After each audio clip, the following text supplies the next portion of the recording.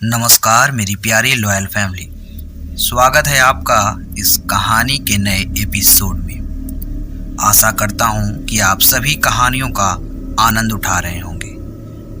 कहानी को शुरू करने से पहले अगर आप इस लॉयल फैमिली का हिस्सा नहीं हैं तो आप इस लॉयल फैमिली का हिस्सा बने और चैनल को सब्सक्राइब करें।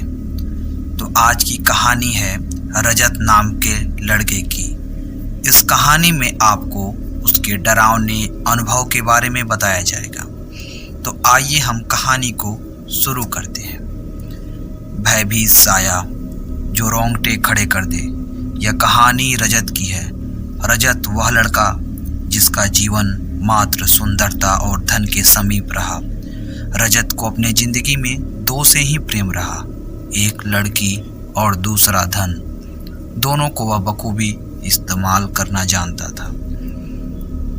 एक सुनसान रात, पूरा शहर जब नींद से अपने रिश्ते को मजबूत कर रहा था, लेकिन घर पर रजत फिलहाल अभी भी जगा हुआ था। मोबाइल की स्क्रीन पर टकटकी लगाए अपने दोहरे चरित्र का प्रदर्शन कर रहा था। एक चरित्र में वह अपनी वह सोच उजागर कर रहा था जिसमें धन हो और उसके इर्द गिर्द लड़कियों का जमावड़ा लगा हो। दूसरी ओर वह डिम्पल से बात कर रहा होता। डिम्पल उसकी गर्लफ्रेंड का नाम था। वह उसकी 12वीं की महिला मित्र थी। वह हर एक लड़की के साथ 3-4 महीने का वक्त बिताता था। डिम्पल बेहद अमीर परिवार से ताल्लुकात रखती थी। बाकी लड़कियों की तरह ही रजत ने भी डिम्पल को झूठ के पर्दे में ढक करके रखा। उसने डिम्पल के समक्ष अपने माता पिता की वह छवि प्रस्तुत करी जो उन्होंने कभी भी नहीं थी, जो उन्होंने कभी निभाई भी नहीं थी। कहते हैं ना कि किसी की छवि को धूमिल करना बेहद आसान है, बल्कि उसका नाम बनाना कठिन। उस अंधेरी रात में कुछ अनसुनी घटना का भी संबंध जुड़ा था, जिसकी शुरुआत रजत से होती है। रात के 12:45 पे। अमूमन रात एकदम शांत होती है। सभी जीव जंतु रात्रि के स्वप्न लोक में खुद के झोंक चुके होते हैं। रात के इस शांति में सिर्फ घड़ी की टिक टिक ही सुनाई देती है, जो उस रात 12:45 का समय दिखा रही होती है। रजत अभी भी फिलहाल फोन पर व्यस्त है। खिड़की के बाहर चांद की रोशनी आज कुछ धीमी है। ठंड भरी शीतल हवा खिड़की के दरवाजे में बनी पतली सी हवा की जगह से गुजरते हुए रजत को ऐसा महसूस कराती है कि कोई उसे छू रही है, अपने कोमल हाथ से उसे अपनी ओर बुला रही है। तभी अचानक रजत के कानों में एक प्रेम से लबरेज आवाज आती है, रजत तुम सिर्फ मेरे हो, मैं तुम्हें खुद से दूर नहीं होने दूंगी। रजत यह सुनकर काफी घबरा गया। उसने डर के मारे अपना फोन बेड पर रखा और खिड़की की तरफ भागा, लेकिन खिड़की से कोई भी नहीं दिखा। जैसे ही खिड़की वो फिर से बंद कर वापस बेड की तरफ मुड़ा, चांद की रोशनी में एक परछाई से उसका सामना हुआ। उस परछाई का एक हाथ उसके गर्दन को दबोचा और उसे फर्श से कुछ ऊंचाई पर लाकर नीचे से फर्श पर जोर से पटक कर फर्श की धूल पर लाकर डाल देती है। वह उसी वक्त बेहोश हो जाता है और होश में आने के लिए सूर्य के प्रकाश के आने तक का समय लेता है। रजत की अपने माता पिता से बिल्कुल भी नहीं बनती थी। वह हर समय किसी न किसी विषय पर अपने माता पिता से विवाद कर देता था। उसके जीवन में रिश्तों का कोई मूल्य न था। वह अपने माता पिता को मात्र एक एटीएम मशीन समझता जिनके वह धन को इस्तेमाल कर सके। अगली सुबह भी यही हुआ। उसने होश में आने के बाद अपने साथ हुए पिछली रात की घटना को स्मरण करने लगा, जिससे उसके माथे पर चिंतित रेखा के साथ पंखा चलने के बावजूद पसीने से भीगा हुआ था। रजत उसी अवस्था में घबराकर अपने पापा के पास पहुंचता है। वह इतना घबराया हुआ होता है कि उसके मुख से उसके शब्द भी अच्छे से नहीं निकल पा रहे थे। वह अपने पिता से वह बातें बताना चाहता है लेकिन कुछ कह नहीं पाता। उसके पापा को उसको गुस्से में देखते हैं और कहते हैं कि कुछ बोलेगा या हमेशा की तरह कुछ सुनाने आया है।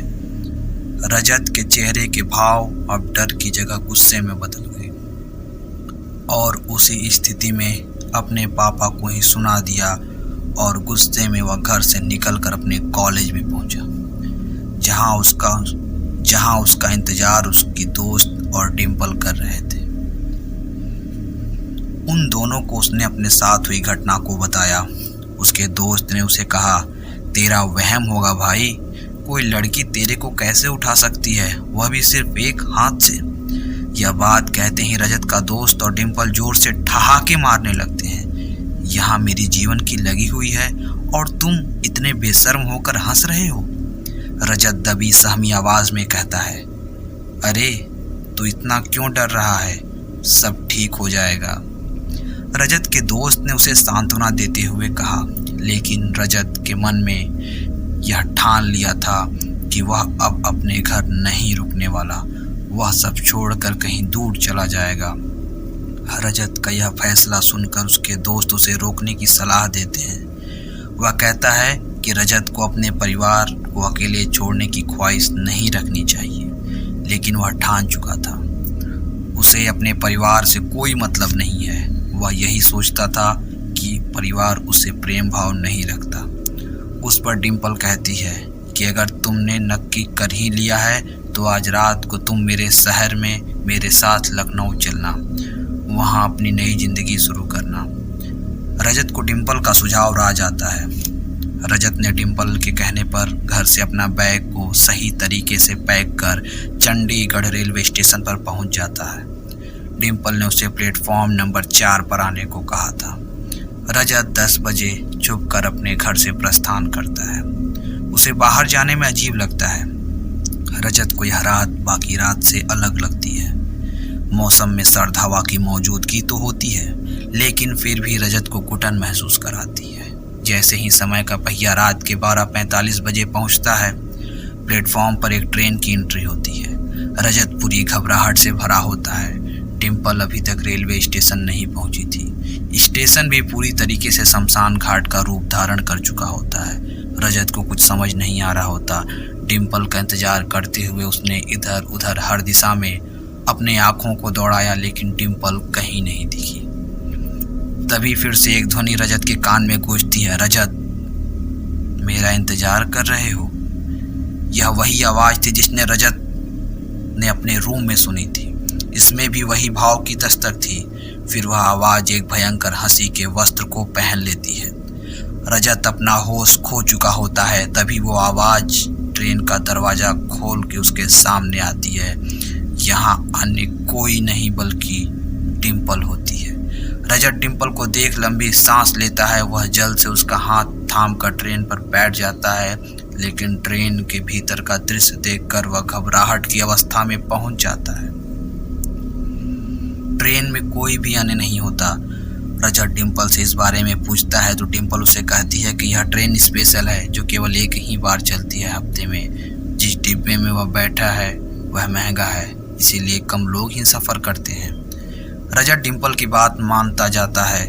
ट्रेन में घुसते ही डिम्पल उसे कहती है कि उसे बाथरूम जाना है, तो रजत अपनी सीट पर बैठे। रजत जैसे जैसे अपनी सीट पर जा रहा होता है उसे कुछ जानी पहचानी कई लोगों की बातें सुनाई देती हैं, जिससे वह कभी अवगत होता है। उसने वही आवाज़ पहले भी सुनी हुई होती है। उसे लगता है कि वह काफ़ी थक गया है, इसीलिए खाली ट्रेन में से आवाज़ आ रही है।